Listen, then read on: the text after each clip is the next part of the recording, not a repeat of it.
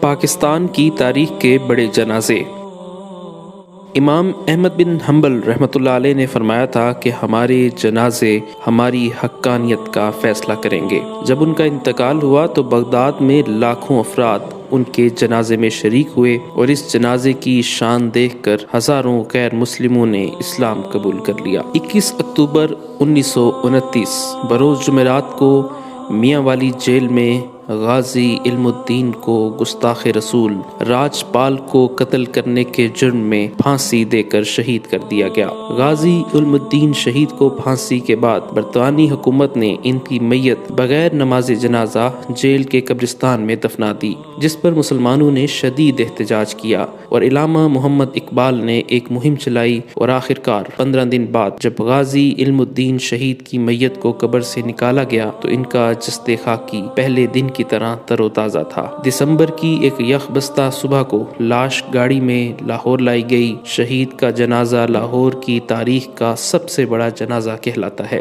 جنازے کا جلوس 5.5 میل لمبا تھا۔ نماز جنازہ یونیورسٹی گراؤنڈ میں ادا کی گئی۔ اس وقت جبکہ 1929 میں لاہور کی آبادی 5 لاکھ کے لگ بھگ تھی، جنازے میں کم و بیش 6 لاکھ عشاق رسول نے شرکت کی۔ ہندوستان میں مقیم جید علماء کرام اور مشائخ بھی کونے کونے سے رسول اللہ صلی اللہ علیہ وسلم کے اس سچے عاشق کے آخری دیدار کے لیے لاہور آئے۔ تدفین کے انتظامات کی سرپرستی مولانا ظفر علی خان، علامہ محمد اقبال اور سید دیدار علی شاہ نے فرمائی۔ مولانا دیدار علی شاہ اور علامہ اقبال نے شہید کو اپنے ہاتھوں سے لحد میں اتارا، جس پر مولانا ظفر علی خان نے کہا تھا، کاش یہ مقام مجھے نصیب ہوتا۔ اس موقع پر علامہ اقبال نے فرمایا تھا کہ یہ ترخان کا لڑکا ہم سب پڑھے لکھوں سے بازی لے گیا۔ لوگوں نے عقیدت میں اتنے پھول نچھاور کیے کہ میت ان میں چھپ کر رہ گئی۔ سید احرار، مجاہد ختم نبوت، مجدد خطابت، بطل حریت، تحریک ختم نبوت 1953 کے روح رواں سید عطا اللہ شاہ بخاری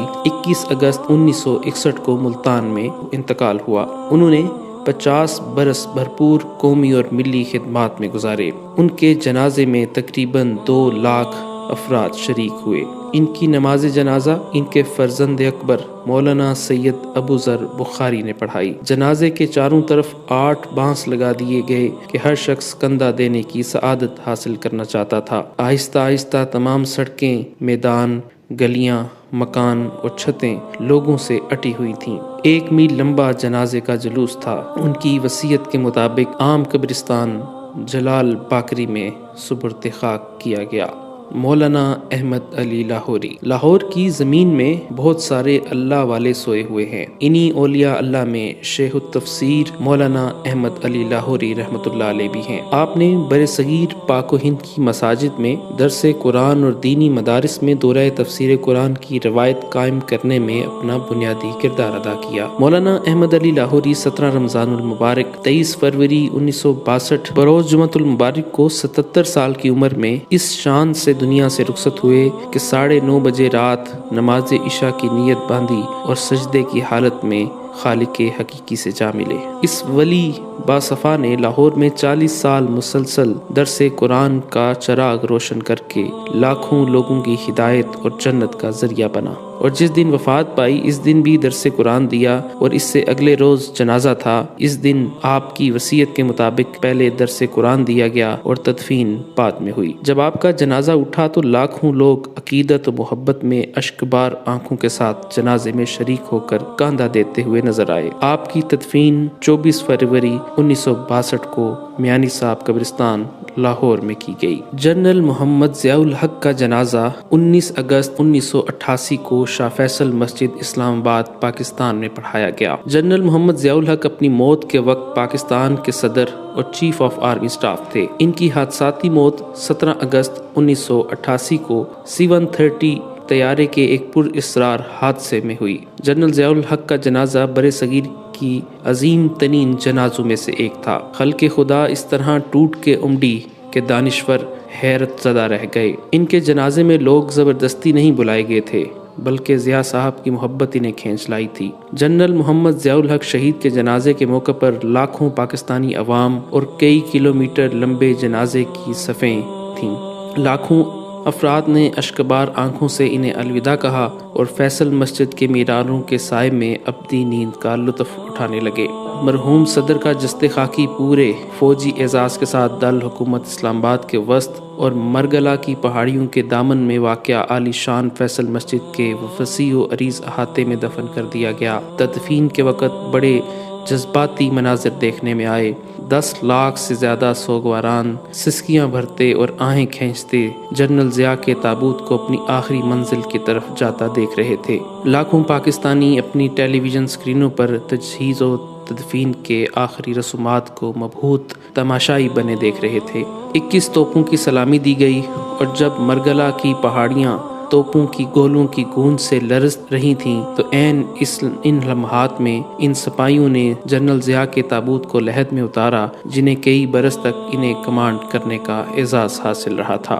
غازی ممتاز قادری۔ سلمان تاثیر قتل کیس میں ممتاز قادری کو 29 فروری 2016 کو سزائے موت دے دی گئی۔ شہادت کے دوسرے دن 1 مارچ 2016 بروز منگل لیاقت باغ راولپنڈی میں لاکھوں عاشقان رسول تمام مکاتب فکر کے لاکھوں افراد نے شیخ الحدیث سید حسین الدین شاہ کی اقتداء میں ممتاز قادری کی نماز جنازہ ادا کی۔ نماز جنازہ کے لیے راولپنڈی کا تاریخی لیاقت باغ چھوٹا پڑ گیا۔ لاکھوں کی تعداد میں شرکاء پنڈال کے اندر اور باہر موجود تھے جو ذکر الہی اور درود شریف پڑھتے رہے۔ نماز جنازہ میں مختلف سیاسی اور مذہبی تنظیموں کے رہنماؤں نے شرکت کی جبکہ ملک بھر سے لوگ قافلوں کی صورت میں راولپنڈی پہنچے۔ پاکستان کے علاوہ خلیجی اور یورپی ممالک سے کئی افراد نماز جنازہ میں خصوصی طور پر شریک ہوئے۔ ممتاز قادری کے جنازے میں تا حد نگاہ عوام کا جم غفیر تھا۔ میت کے ہمراہ لوگ پیدل سفر کر رہے تھے۔ شرکاء کی بڑی تعداد کے باعث منٹوں کا سفر گھنٹوں میں طے ہوا۔ بلا شبہ غازی ممتاز قادری شہید کا جنازہ پاکستان کی تاریخ کا سب سے بڑا اجتماع تھا۔ لیاقت باغ کے ہر اطراف 3 کلومیٹر تک انسانی سر ہی سر دکھائی دے رہے تھے۔ پاکستان کے نامور نعتخواں اور سابق گلوکار جنید جمشید 7 دسمبر 2016 کو چترال سے اسلام آباد آتے ہوئے طیارے کے حادثے میں شہید ہو گئے۔ جنید جمشید کی میت ایئر فورس کے خصوصی طیارے کے ذریعے کراچی پہنچائی گئی جہاں ان کی نماز جنازہ ادا کی گئی۔ ان کی میت کو پاکستان کے قومی پرچم میں لپیٹا گیا تھا۔ جنازے سے پہلے ایئر فورس نے گارڈ آف آنر بھی دیا۔ جنید جمشید کی نماز جنازہ میں لاکھوں افراد نے شرکت کی۔ اس جنازے کو کراچی کی تاریخ کا سب سے بڑا جنازہ کہا جاتا ہے۔ لوگوں کی بڑی تعداد صبح سے ہی جنازگاہ پہنچ چکی تھی۔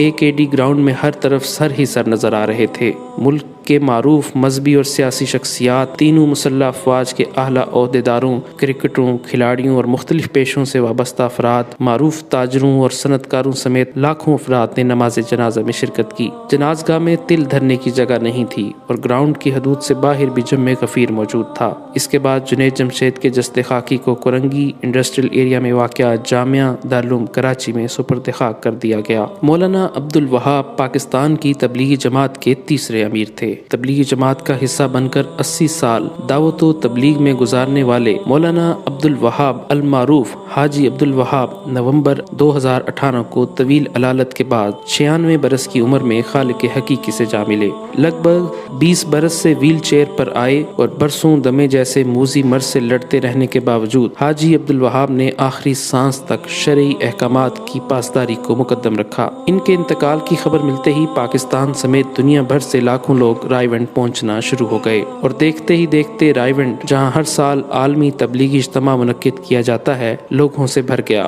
حاجی عبدالوہاب کا جنازہ رائیونڈ میں شیخ الحدیث مولانا مفتی نذر الرحمان نے پڑھایا جو حاجی عبدالوہاب کی وصیت کے مطابق تبلیغی جماعت کے نئے امیر بنے۔ آہوں، سسکیوں، دعاؤں اور ذکر کے ہدیے کے ساتھ ایک جم غفیر نے تبلیغی مرکز رائیونڈ کے وسیع اور عریض پنڈال میں نماز جنازہ میں شرکت کی۔ واضح رہے کہ 12 لاکھ کی گنجائش والی اس اجتماع گاہ میں تل دھرنے کو جگہ نہیں بچی تھی۔ اس جنازے کا شمار پاکستان کی تاریخ کے بڑے جنازوں میں ہوتا ہے۔ ٹریفک کا رش زیادہ ہونے کی وجہ سے کارکنان کی بڑی تعداد جنازے میں شریک نہ ہو سکی۔ لوگوں کی آمد کا سلسلہ نماز مغرب کے بعد بھی جاری رہا جس کی وجہ سے نماز جنازہ 1.5 گھنٹہ تاخیر سے ادا کی گئی۔ تحریک لبیک پاکستان کے سربراہ علامہ خادم حسین رضوی کی نماز جنازہ مینار پاکستان گراؤنڈ میں ادا کی گئی۔ ان کے جنازے کو لاہور کی تاریخ کا سب سے بڑا جنازہ قرار دیا جا رہا ہے۔